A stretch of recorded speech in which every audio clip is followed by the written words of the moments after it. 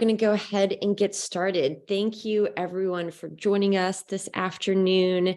I'm really excited to get to launch the second of our EdTalks today. My name is Sarah Campbell. I work with our talent teams and also on our STEM team. I have had the privilege of working for KIPP-DC on and off for 22 years now, and couldn't be more excited to get to be here this afternoon with all of you. So a couple webinar logistics. We're going to use the chat if the presenters ask us to, otherwise asking that we keep that silent so we can keep focused on the presenters. If you have questions as you go, please, please, please put them in the Q&A box.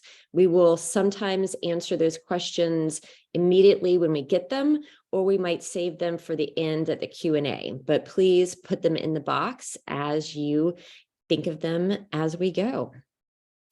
So what we're going to do this afternoon is we're going to do a short KIPP-DC overview for those of you who don't know us that well. And then I'm going to turn it over to our amazing presenters who are going to talk about how we've really taken a step back and redone multiple parts of our STEM program to really focus on a curriculum that's infused with curiosity, how we have really spurred curiosity in our teachers through professional development, and how we're using data to make sure that we're staying curious about what our students are learning. After that, we'll do a Q&A. So we need those questions in the Q&A box as we go. And then at the very end, if you're interested in learning more about KIPP-DC or opportunities with us, we'll have optional breakout rooms. So with that, I'd love to turn it over to one of my most favorite people, Ms. Tiffany Williams, to launch us on our history of KIPP-DC. Hi, everyone. How are you? My name is Tiffany Williams, and I am the Managing Director of STEM for KIPP-DC, and I am thrilled to be here. I can talk about KIPP-DC all day, so I wrote notes so I don't go off script. I joined KIPP in 2006 as an 8th grade math teacher at Key Academy, and I've been with KIPP for 16 years. I've been a vice principal, a principal, and currently serve as our Director of STEM. So a little bit about KIPP-DC. KIPP-DC was founded in 2001. Our first school was Key Academy, which opened in Ward 8 with 80 fifth graders, 7 teachers and staff, and was started in the basement of a church. Today, we have 20 schools serving students from grades pre-K 3 to 12th grade with about 7,300 students, approximately 1,300 teachers and staff, and we have reached 2,500 alum who we are still in contact with through our KIPP Forward program. And so you can see that KIPP-DC has really grown from just one school to 20, and we're really having a huge impact on the educational landscape in KIPP-DC.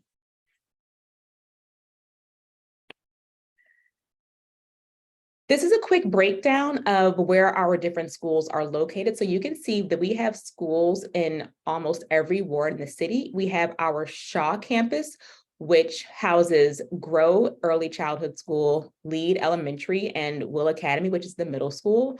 We have our Webb campus, which houses Connect Early Childhood School, Spring Elementary, and Northeast Academy, which is the middle school. Then we have Smilo, which includes Inspire Elementary, sorry, wrong campus, ATA Early Childhood School, Quest Elementary, and Valor Middle School, and Benning, which is Leap Academy, which is our early childhood school there. We have Promise Academy, and then we also have Key Academy. And then we have 2 more campuses that have pre-K through 8 students. So Douglas campus, which is Discover for Early Childhood, Heights for Elementary, and then AIM Academy for middle school. Our Wheeler campus, which is Pride for Early Childhood, Inspire for Elementary, and then Honor for our middle school there. And then we have our 2 high schools, which are KIPP-DC College Prep, and then at the Highlands campus, Legacy College Prep. And these are the breakdowns of the schools we just went through. So you can take a minute to just look at the screen here, and you can see the years they were all established.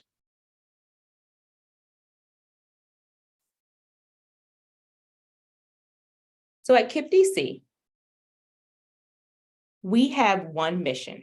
Our mission is, together with families and communities, we create joyful, academically excellent schools that prepare students with the skills and confidence to pursue the paths they choose, college, career, and beyond, so they can lead fulfilling lives and build a more just world. In order to realize our mission, we've established 5 priorities for the year 2025. The 5 priorities are enhance student learning and experience with a rigorous, relevant, and joyful program that prepares all students to pursue a variety of pathways toward lives full of opportunity. Amplify the voices of families and communities to advocate for all children in a more equitable District of Columbia. Third, we have identify and confront institutional racism to create a more diverse, equitable, and inclusive organization and public school system.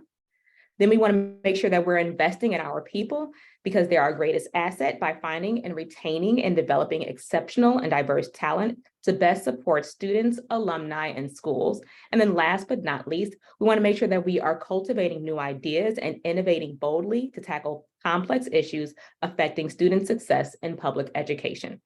This webinar will be centered on enhancing the student experience through developing curiosity in the realms of math and science. And I'm thrilled to introduce the presenters who will be doing this work with you today. So our first presenter is going to be Tiana Fields. She is a native of Washington, D.C., who has been in education for 15 years.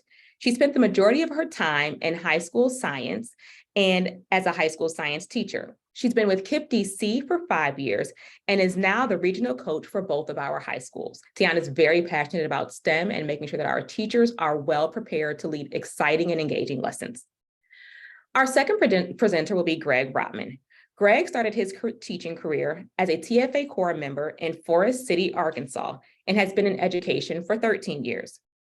He started as a high school math teacher before coming to KIPP DC, as a middle school math teacher and a vice principal. And I'm going to put a side note in here that he was the vice principal when I was a principal. He's been with KIPP for 11 years and now serves as the current first and second grade coach for our elementary schools. And with that, I am going to turn it over to Tiana and Greg to get us started.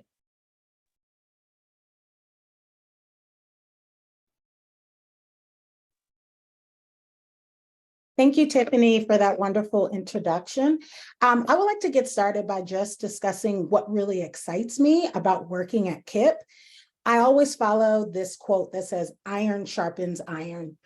I truly believe that one of the best things about KIPP is that our teachers receive year-round coaching and development, which helps them maximize the impact that they have on student achievement. And it really allows them to hone their teaching practices.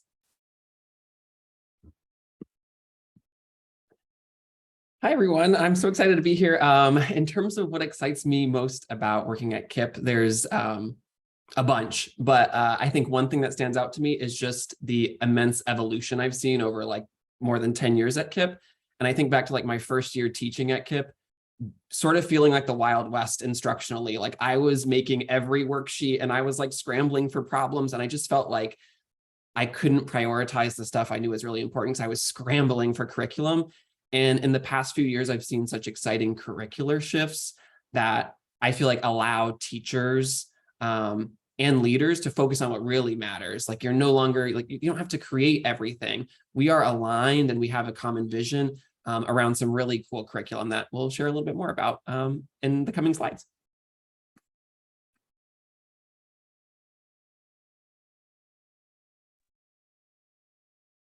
Now, before we explore curiosity through the lens of STEM, take a second and look at the image on the screen.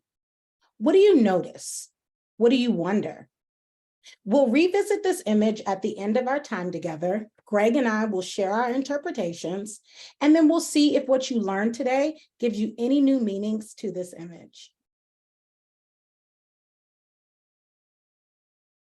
At KIPP DC, we have 3 instructional pillars that guide our approach to teacher development and instruction.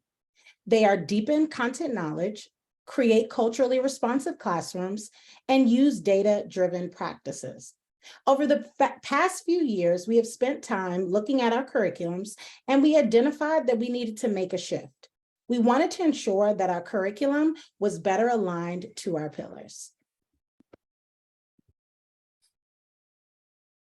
And so sort of as we've made this curricular shift from what I described earlier as like the wild, wild west of like making everything yourself, we've tried to lean heavily on research from experts in education to help make sure our choices aren't just gut instinct and more grounded in like what's out there and what we know works.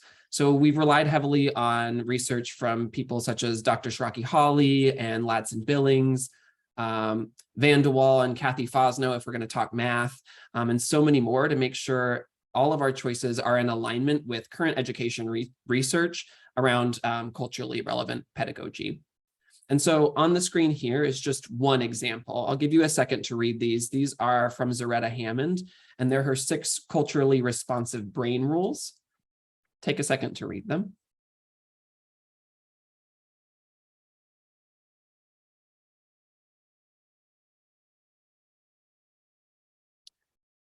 And I share these not as like they're going to be our guiding framework for this afternoon, but they're just like one example that I feel like is truly emblematic of the immense research that's available that shows that like kids learn best when they can see themselves in the work, when they can collaborate with their learning community, lean on what they know, and they're appropriately challenged. And so our aim at KIPP, or one of our aims, is to nurture really curious minds, right? We want curious mathematicians. We want curious scientists. We also want curious teachers and leaders, right? And so over the next few minutes, Tiana and I are going to take you on a quick tour of sort of how the spirit of curiosity and some culturally responsive or relevant practices show up in our work with STEM at KIPP DC.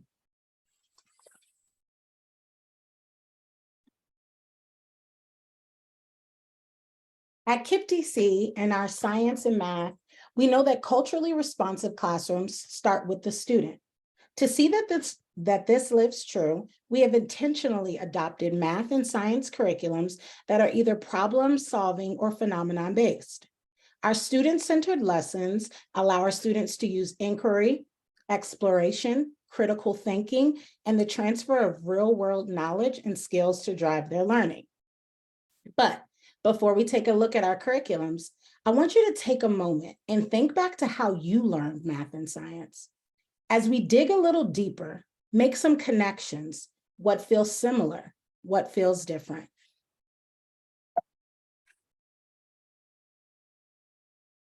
In elementary math, we use a combination of CGI and MyMath and are currently in the process of adopting a new curriculum that is more aligned to our vision and beliefs. In middle school math, we use OUR, Open Up Resources, and in high school math, we use CPM, College Preparatory Mathematics. In both our elementary and middle school science classrooms, we use Amplify, and in our high schools, we use Inquiry Hub. Both curriculums center science education on a phenomenon that students are curious to explain. Rather than just centering our classrooms around big, heavy textbooks, our curriculums center around big, important ideas and questions. Our middle school curriculum Amplify does just that. It encourages our students to think, read, write, and argue like real scientists and engineers. So, in order for our students to answer these bigger questions or ideas about the world around them, such as how can we reduce carbon output in a major city, students begin by tackling smaller questions like how does the color of a roof affect heating? And then they apply that new learning to the overarching concept. To give you a better idea of what this looks like in the classroom, our students get to participate in simulated engineering internships, which are designed to provide students with an opportunity to apply a concept that they've learned in order to solve a problem. Our 6th grade students got the opportunity to work as food engineer interns and address their understanding of metabolism to design recipes for health bars and address metabolic needs of a target population. To design successful health bars, students apply their understanding of digestion of food molecules, the role of glucose in cellular respiration, and the role of protein in growth and repair of the body from the metabolism unit. Just from this example, we can see how student learning has evolved. The focus of learning shifts from learning about a topic, which is how many of us learn science, to our students really figuring out why or how something really happens.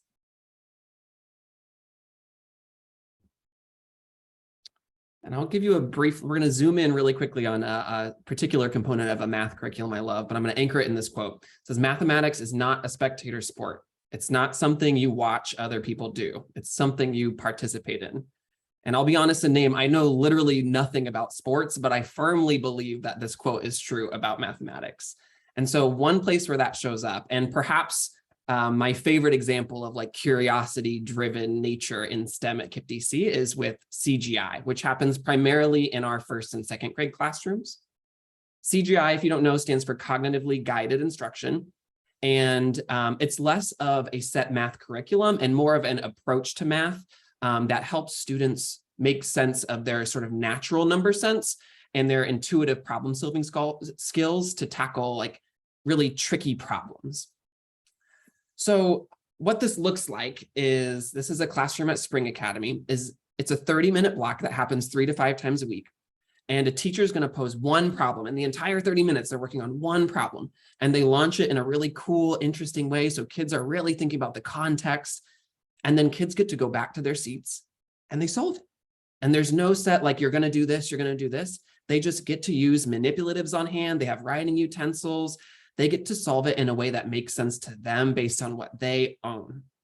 And then my favorite part of CGI is they come back together at the carpet at the end, and the teacher gets to share out 2 or 3 students' work, and the students get to sort of explain and grapple with the different strategies or approaches to solve the same problem.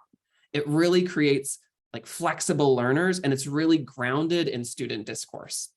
So this is a teacher at Spring. She's launching the problem, and I'll show you, here's a couple examples of kids solving. It's not the same problem, but you'll see they're solving it in really interesting ways, right? They have lots at their disposal that they can just choose, they can elect to use if it's what pings for them and what helps them make sense of it.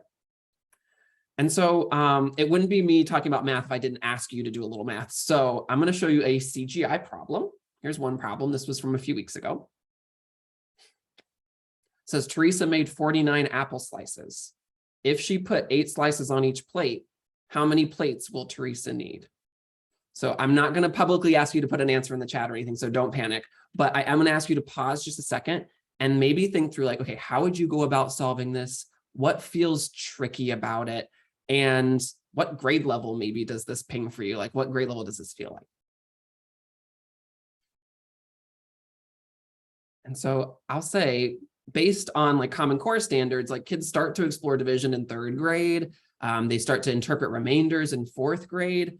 This was a problem from 1st grade a few weeks ago. And I say that not to say at KIPP DC we teach kids like 2 or 3 years beyond what the Common Core standards say we should. That's not necessarily it. But we do like to pose problems and let kids like lean on the lived experiences that they know about to solve them. So let me show you how a 1st grader went about solving this problem.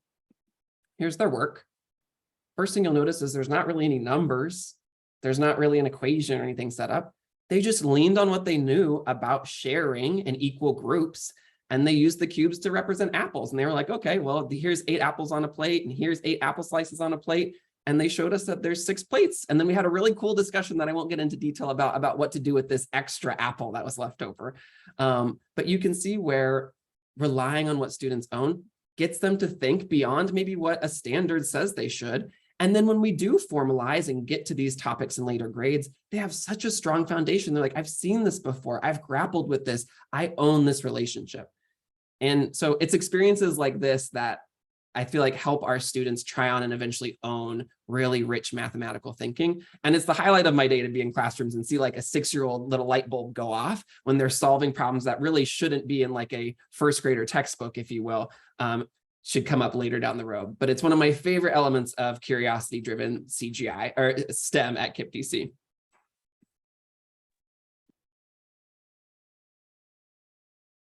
That was exciting, Greg. To deepen content knowledge, continuous improvement and learning happens throughout the school year for all of our teachers.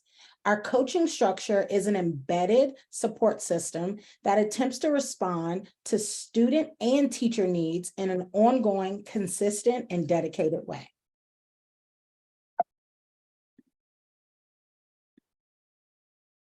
Our curious adults begin their journey in the summer with our regional professional development. Teachers, both new and experienced, get the opportunity to collaborate in regular content team meetings and in year-round DEI sessions. All teachers receive regular observations and feedback from a regional coach, while also having support on their campus from a content leader who facilitates one-on-one check-ins, data meetings, and other targeted development supports. So you can look at the graphic on our screen and you can just see all the ways that we are growing as curious adults.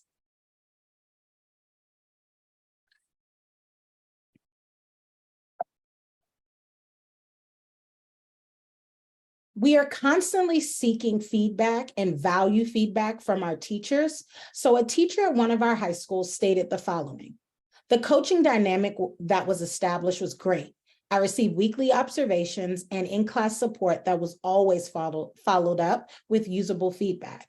And this came from one of our teachers at DC College Prep, and that teacher was one of our science teachers. So part of our development revolves around being curious adults. And so we encourage each other to learn from one another, right? Our science and math curricula, as we shared, often emphasize collaborative learning among students. So we do the same as adult learners. And one way that we do this, a small way we do this, one piece of this puzzle is through teachbacks. And what a teachback is, this was new to me when I came to KIPP. I'd never done this before, but a teachback was just a chance to sort of do a dress rehearsal of part of a lesson before you got it in front of students. So what we do is in our content team meetings, we'll often come together in small groups of grade level teams with maybe a leader or coach there too. We get up on our feet and we teach a small part of a lesson. And we give each other feedback around it. You get to reflect and give yourself feedback on it, talk through big ideas, implementation strategies, do's and don'ts from your own experience. And what's really valuable about it, beyond sort of mirroring the collaboration we want to see from students, is that you have all these unique voices in the room because we're doing this in a team setting, right? You have the veteran teacher who's done this lesson before and has some experience with it.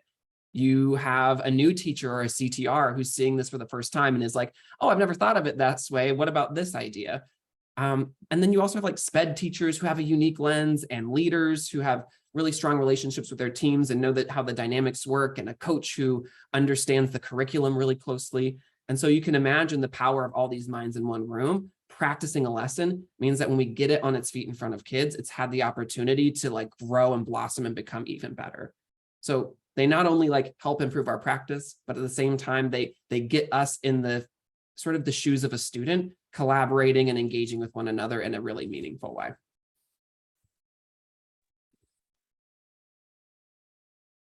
So now we're going to move on to data. And so data-driven and curiosity are often not thought of in the same conversation. But at KIPP, we care a lot about data. We know that when our teachers are curious about data, it encourages them to reflect on their teaching practices in order to make more informed decisions to improve learning outcomes for our students. We use data to address equity and diversity by enhancing culturally responsive practices. Because let's be honest, being data literate is being culturally responsive. Here at KIPP, we have built in responsive teaching opportunities in both our scope and sequences and throughout the school day. And depending on the grade band, campuses then offer blended learning to support students in practicing specific granular skills. So really taking those large ones and getting it down to the small, fine art of that skill.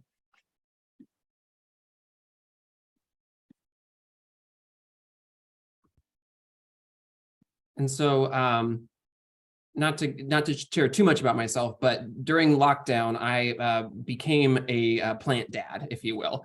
Very novice, but one thing I learned is that my plants all needed very similar things to a degree, like a little light and a little water. But I also learned the hard way sometimes that some needed to be sprayed and some needed fertilizer and some needed different things at different times. And so I often kind of draw these sort of almost silly parallels to how you might approach a classroom, right? Everybody's going to need some of the same stuff, but might need it in different ways and might need some extra stuff or might not need as much. And what's cool thinking about this responsive teaching block I'll share in a second is that, like, when I was a teacher, I often had to like scramble and budget to figure out like, okay, I need to respond to this data, but I don't have time. What am I going to cut? What lessons do I have to combine? And yeah, sure, some of that is a reality that we still face. But in our elementary spaces, a cool thing I'm going to run through quickly here with you is that we have built-in responsive teaching blocks for teachers to respond to data without having to cut anything else out of their typical scope and sequence. So let me walk you through a quick responsive teaching block, and bear with me, I am going to draw this like plant analogy throughout. So I apologize if that's not your thing. So our responsive blocks at the elementary level start with everybody. So we have everybody do a little fluency that's responding to what we're seeing in student responses and student work throughout the day or the week. Everybody's going to do it to attend to our own proficiency and our own growth. But then from there, as part of our responsive block, teachers have a structure where they will split up and give everybody sort of what they need, right? Maybe you need a little less water, maybe you need a little more fertilizer, maybe you need a little more sunshine. So teachers will take some time to pull a small group where they can extend the learning, teach something in a different way, have kids collaborate and compare around work samples. And then some of the class is going to work independently on adaptive blending learning programs. We use ST Math primarily, but some spaces will also use Extra Math or Khan Academy, things like that. So it's adaptive and kids are still learning at learning what they need when they need it. And then we bring everybody together for a little bit of spiral practice, a little bit of sunshine and water to close out our responsive block, because everybody needs practice with those skills to maintain them throughout the year. And we like to end with a little celebration, just like when I see a new leaf on my plant, I will whisper some encouragement to it. Not that I probably needed to share that on a recorded webinar, but there you have it. So our responsive blocks are a great way for us to be really responsive to data. So we've walked you through curiosity-driven STEM through the lens of our curriculum. Some we've been using, some that are coming down the pipeline the year ahead. We've talked through some professional development and how that we show up as curious adults and how we get really curious about data to help our students grow. So with all that, I'm going to bring us back to this image that Tiana showed at the beginning and just ask you to think through anything new that you might layer on based on what we shared. Can you look at this picture in a new lens? I'll give you a little think time, and then there's no right or wrong answer. Tiana and I will share our interpretations. So for me, one thing, when I first looked at it, I saw the tower. But now after a few times looking at it, I saw there's sort of like a shadowy tower on either side too, like there's multiple towers. And that to me, I was connecting that back to like, oh, that's sort of like the responsive block where like we're all sort of building and growing, but maybe in different ways with different supports. So that was my new layer based on kind of what we were digging into this afternoon. Tiana, what about you? I noticed the shadows today as well. But for me, it made me think of all the different educators that work at KIPP. We have a team of educators that bring a wide range of skills and talents. And as you see, you have different people pushing larger pieces, some pushing smaller pieces, but they're all working together for a unified goal. And that's what I feel like the teachers at KIPP really do.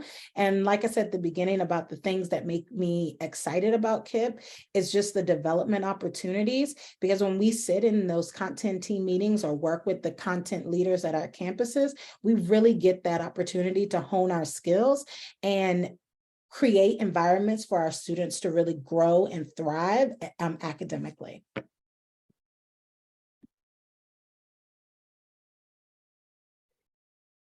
Thank you, Greg and Tiana, so much for sharing today. I'm really excited to share what we've learned over the years. It's not always been the case at KIPP DC. And really excited to now turn it over to some of our participants to ask questions. We've had some that I've already gotten, and if you have another question, please put it in the Q&A. I'll start off with, what has been the biggest impact you've seen with these shifts in terms of your teachers? Yeah, I can take that one. So I think, like, I'll be honest and name, like, some of these shifts have felt hard, or like, sometimes new things feel hard. And so, like, teaching from a textbook is sort of how I learned math growing up. And so I feel like it's kind of easy to be the teacher and just like show the problem and then, all right, everybody do the odds, right?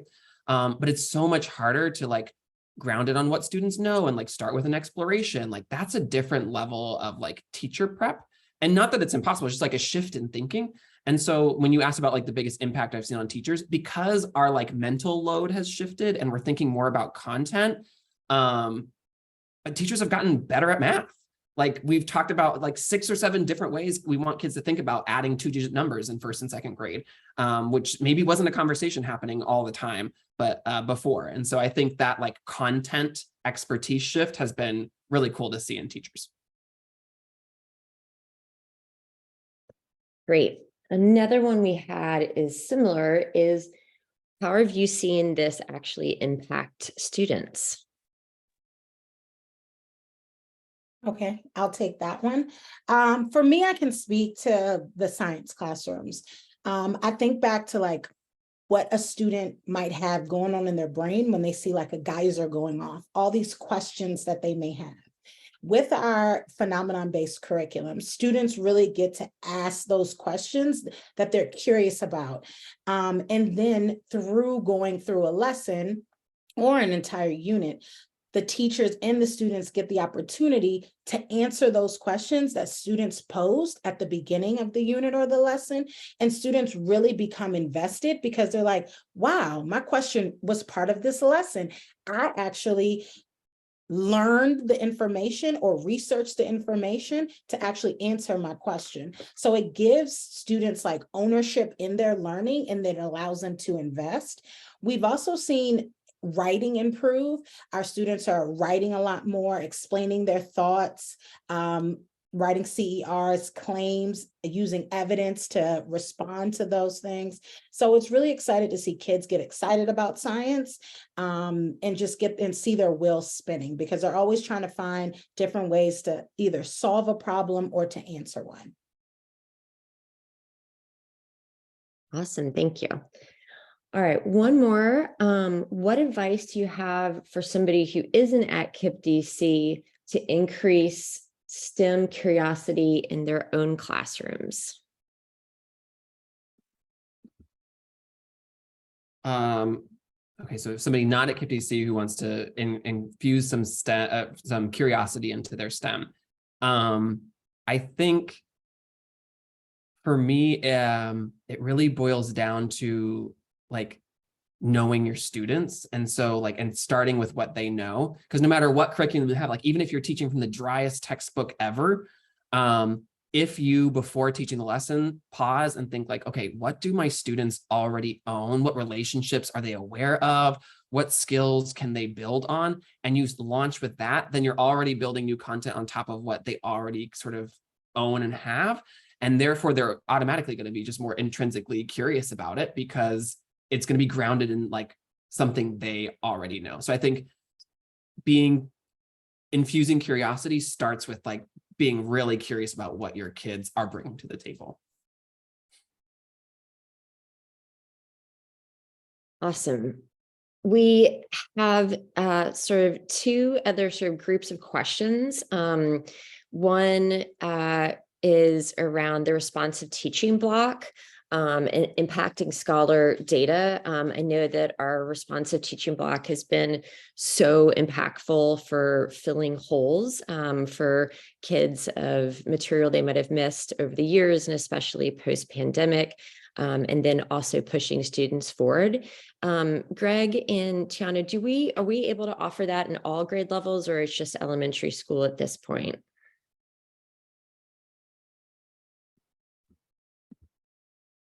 The structure I shared is predominantly lives in the elementary space, but that's not to say that, like, I come from a middle school background too, and maybe Tiana, if you want to speak to high school, middle school sort of just has it in sort of a different way. So they're going to have responsive, it might not be called a responsive teaching block, but it might be a blended learning opportunity where kids are working in different things, but there's always like going to be some time. It just might look a little different and be structured a little differently, if that makes sense.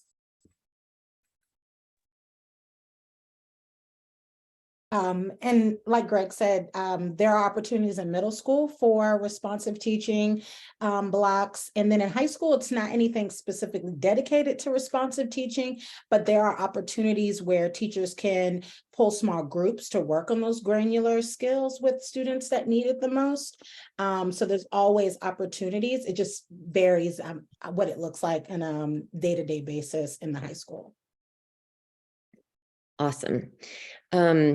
The last question we had is a perfect segue to our next part, was about how do we learn more and get some advice on potentially joining the KIPP DC team. And so I just put in the chat, we're going to do some breakout rooms. So if you want to stick around, you can join one of these rooms. If you have gotten what you need today, you're welcome to go and have a great rest of your afternoon.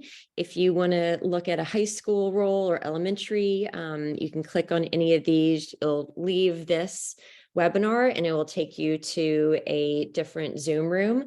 But in those rooms, we'll have staff members talking to you about what it looks like to be a KIPP DC teacher and what it looks like to potentially apply. So thank you, Tiana. Thank you, Greg. Thank you, Tiffany. Thank you to all the teammates putting this on today. Thank you to everyone who joined us. We're so happy to have you join, and we'll be posting this recording on our website. So we will, you're welcome to look at it again or forward it to your friends. Have a fantastic afternoon and take care.